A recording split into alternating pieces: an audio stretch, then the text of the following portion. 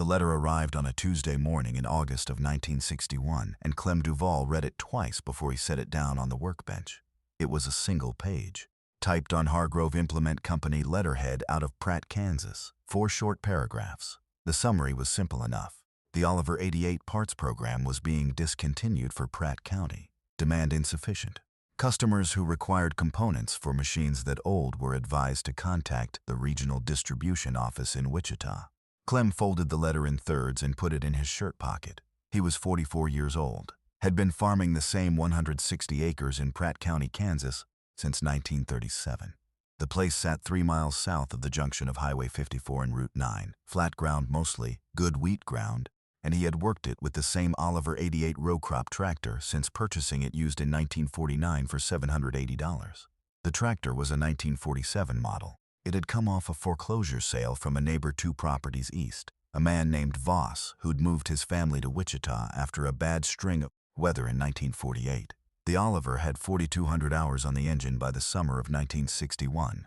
The rear axle seal was weeping. The carburetor float needed replacing, and the left rear brake cylinder had been cracked since the previous November, a hairline fracture that let moisture in and had been getting worse since the spring thaw. None of these were catastrophic problems on their own. Together they were a list that required parts, specifically an axle seal set, a carburetor float assembly, and a hydraulic cylinder for the left brake. 3 items. The kind of thing that should take a week to source and an afternoon to install. Hargrove had carried Oliver parts for 11 years. Clem had bought from them 11 times. The parts manager, a man named Dubeck, knew his tractor by serial number without looking it up. Dubeck told him the letter was final. The regional office in Wichita was his only option now. Clem drove to Wichita on a Thursday in early September. The regional office kept him waiting for 40 minutes and then told him that parts availability for the 47 Oliver 88 was, in their words, severely limited. The axle seal was on indefinite backorder. The carburetor float had not been stocked since 1958. The brake cylinder was simply unavailable.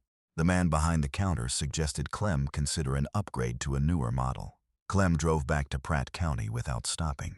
He parked the truck in the yard and sat in it for a while. The Oliver was visible from the cab, sitting under the cottonwood at the north end of the machine shed where he'd left it. Brake engaged, front tires wearing a little thin on the inside edges. It had pulled every acre he'd farmed for 12 years, planted and harvested 192 wheat crops on that machine. Not a calendar year had passed without it starting on the first or second crank. He got out of the truck and walked over to it. The problem, as Clem understood it, was not that the parts didn't exist. The problem was that no one was making them anymore, and the ones that had been made were mostly gone. There was a difference. The shapes and dimensions of those parts were known. The tolerances had been published in the service manual, a green-covered book, spiral-bound, that he kept on the shelf in the machine shed between a can of Valvoline and a spare belt for the combine header. He pulled the service manual down that evening, sat at the kitchen table with it until 11 o'clock. The axle seal specifications were listed in millimeters and in fractions of an inch. The carburetor float dimensions included material weight and wall thickness. The brake cylinder bore diameter was 1.375 inches, stroke 1.125 inches. All of it was there. He was not a machinist, had never worked metal beyond basic welding. But he knew a man named Arlo Fecht who ran a small machine shop off County Road 9, about 4 miles north. Fecht did custom work for the co-op elevator and for a few farms in the area. Had a metal lathe, a milling machine, and a drill press that looked older than the county itself. Clem had paid him to fabricate a PTO shaft guard in 1958. He drove over to Fecht's shop the following Saturday with the service manual and both damaged parts in a cardboard box. Fecht looked at the brake cylinder for a long time, turned it over, measured the bore with a caliper, looked at the dimensions in the manual. He told Clem the bore work was straightforward. The piston seal was the harder part. The original seal compound had a specific durometer rating, a measure of rubber hardness, and matching it exactly would require sourcing the right material. Fecht said he knew a rubber supplier in Hutchinson who stocked seal stock in various grades. He'd need 2 weeks. The axle seal was simpler. Fecht cut a new one from a sheet of nitrile rubber, 332-inch thick, using a die he made himself from a piece of flat bar stock. It took him 40 minutes. He charged $4. The carburetor float was different. The original was a brass chamber, hollow, sealed. Fecht didn't have brass stock heavy enough. He suggested an alternative. There was a manufacturer in Liberal, Kansas, Brent Engineering, that made aftermarket carburetor components for agricultural equipment. He'd heard they still stocked float assemblies for older Oliver carbs. Might be worth a phone call. Clem called Brent Engineering from the feed store in Pratt on a Wednesday afternoon. A woman answered. He gave her the carburetor model number. She put him on hold for 4 minutes. When she came back, she said they had 2 float assemblies left in inventory, $3.90 each. Clem ordered both. They arrived in a flat brown envelope 11 days later. By the first week of October, Clem had all 3 repairs completed. The brake cylinder Fecht had machined fit the bore within 0.5 of an inch, which Fecht said was well within acceptable tolerance. The axle seal held from the first day. The carburetor float restored the fuel level to where it belonged, and the engine ran smoother at low idle than it had in 2 years. He started harvesting winter wheat on October 14th. By that point, a neighbor named Roland Getz had heard something about the parts situation. Getz farmed a section and a half to the west, ran a Minneapolis Moline G706, and had his own relationship with discontinued parts. He stopped by the fence line one evening in late October, watched Clem pull a loaded grain cart toward the elevator. Didn't say anything about the tractor then. He mentioned it at the co-op elevator 2 weeks later. Asked Clem what he'd done about the Oliver. Clem told him. Getz listened without saying much. Said he'd had a similar problem with a G706 hydraulic pump the previous spring. Clem wrote down Fecht's phone number on a paper bag and handed it over. The tractor ran through the 1961 harvest without stopping, then through the 1962 planting season, then through another harvest. Fecht's brake cylinder was still holding in 1963 when Clem brought the tractor in for a valve adjustment. Fecht looked at his own work and said it had worn better than he'd expected. The Oliver was not a new tractor, was not even a particularly young tractor in 1961, but it was known. Clem knew every sound it made, every quirk and hesitation, the way it pulled slightly right uphill and ran true downhill, the way the throttle linkage needed a tap in cold weather to keep from sticking at 3/4 speed. He knew how far he could push it before the engine temperature climbed into the worry range. He knew all of it because he'd been learning it for 12 years. A new machine would have cost him $3,400 at the 1961 John Deere price on a comparable model. He had not spent $3,400. He had spent $4 for the axle seal, $7.80 for Fecht's labor on the brake cylinder, the rubber stock from Hutchinson which ran $11 for the seal material, and $3.90 for the carburetor float.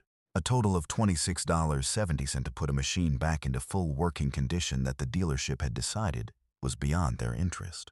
He kept a small notebook in the machine shed drawer where he logged every repair and every cost. The entry for August through October 1961 ran to 14 lines.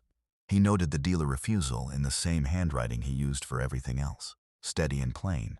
The years passed the way they do on wheat ground, wet years and dry years. A hailstorm in 1966 that stripped 40 acres of heading wheat in 20 minutes. A price collapse in 1969 that made everything harder. Clem worked through all of it with the same equipment, the same land, the same habits. The Oliver stayed in use as his primary tillage tractor for the first half of every season, handed secondary work to a newer International 706 he bought used in 1967, and kept pulling its weight across ground it had now known for 20 years. The brake cylinder Fecht had machined failed in the winter of 1971. Not catastrophically. The bore had worn to the outer edge of tolerance over 10 years of use. Clem brought it back to Fecht. Fecht measured it, bored it out to the next size up, made a new piston to match, sourced a new seal from the same rubber supplier in Hutchinson. The job took 3 days and cost $14. There had been a parts program through Oliver's successor company by then, a consolidation that had folded the brand into White Farm Equipment. Parts availability was better than it had been in 1961, but still unreliable for a machine that old. Clem called the White distributor in Garden City once. The brake cylinder he needed was not in their system. He thanked them and called Fecht. Other farmers in Pratt County began doing what Roland Getz had started doing in 1962. 4 of them, by the mid-1960s, had found their way to Fecht's shop with service manuals and worn components from aging equipment. Fecht expanded his operation in 1965, bought a second lathe, hired a part-time helper named Walt who had trained at a machine shop in Dodge City. By 1968, Roughly a quarter of Fecht's revenue came from farm equipment repairs the dealerships couldn't or wouldn't service. Clem replaced the front axle bushings in 1973 using specifications Fecht pulled from a technical supplement warrant he'd ordered directly from Oliver's old engineering documentation service, which still existed as a filing archive maintained by the Farm Equipment Museum in Waterloo, Iowa. The bushings Fecht turned cost $9 for the pair. The front axle ran quiet from that point forward. The Oliver put in its 27th season in Clem's fields in the spring of 1988. He was 71 years old by then, had slowed down some.